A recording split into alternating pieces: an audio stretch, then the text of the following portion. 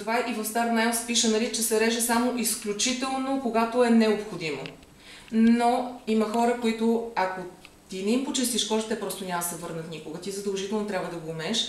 Трябва да го умееш правилно, след това ще ви покажа правилния ъгъл за мен, в който в годините е изградено, че почиства. И въпреки това се случва да има маникюри, които пак се разрошват, независимо от това, че аз съм направила всичко необходимо, направила съм правилния ъгъл, почистила съм както трябва и след това, въпреки това, се получава някакъв проблем.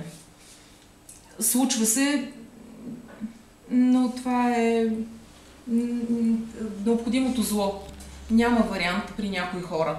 Аз имам някакъв по-малък процент и съответно този процент е по-малък при по-ниската възраст, които не почистват кожичките, защото още не сте реагирали да перете на ръка, да миете много неща, които отиват. Да, и в момента, в който моите клиентки станат студентки и заминат да работят в чужбина, на всяка ваканция, на която се върнат, започват да приличат на жени в ръцете.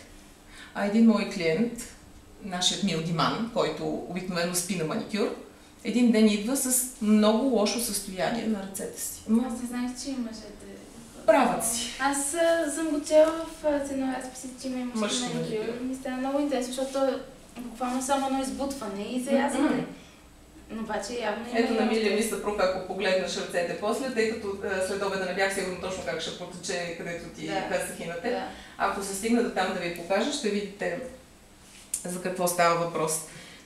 Той се върна след като жена му роди, примерно след месец и половина на маникюр, и ръцете му бяха в отчаиващо лошо положение. Въобще не приличат на неговите поддържани ръце. При което го питам какво си правил и той казва, ми всяка вечер къпа бебето. Значи представете си от едно къпане на бебе, където какво се използва, какво става след това, нали, като започнем да миеме, да переме това набързо и накрая ръцете реагират никак не е добре.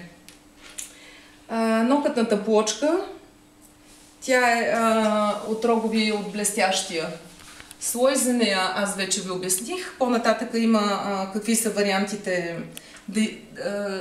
За релефа има по-нататък, ще ви обясна защо се получава или поне какви са легендите за това. Интересното нещо е, че нокъта поема 10% повече вода от кожата. И ако постоите повече във вода и видите, че кожата ви е подпухнала и е гъбясала, всъщност нокъта в това време е поел 10 пъти повече вода от кожата, защото нокъта няма масни клетки. Това няма никакви липиди. Или почти никакви всъщност, нали, се води. И това е нещото, което всъщност позволява то да погълне такива огромни количества вода. И след това, вече пресушаването на тази вода, единствен път имам някакъв спомен, съм била свидетел, едно момиче, което беше забелязано, нали, че като си държи ногтите, за да си избута кожичките и след това лакира, лака и пада по-бързо. И беше решила, нали, да си ги подсушава. И какво прави, нали? Като си свърши маникюра, хубаво ги сушава с сушуар. Искам да ви кажа, че може би за около 3 месеца ногтите й се съсипаха тотално. Значи това прекалено бързо преизсушаване на ногтата и на температурата, да, това отнемане на водата от ногтната структура, всъщност се оказва, че е изключително вредно. И аз засушавам ногти след като сложа първия слой, когато не ми съхне добре, защото вече вероятността да отлепи пък става голяма, ако ногтът е много студен. И тогава може да се затопли. Но това е съвсем различно според мен. Свободния край е просто удължението, което може да бъде, което остава за красота за оформянето на маникюра, което след това, нали, може да се изпили в няколко форми. Хубаво е да се почисти правилно, да не се, това пак по-нататък ще ви го кажа, да не се реже така, че да се пука, защото този свободен край всъщност се разслоява и то зависи, нали, от самата нокътна плочка, много често от организма.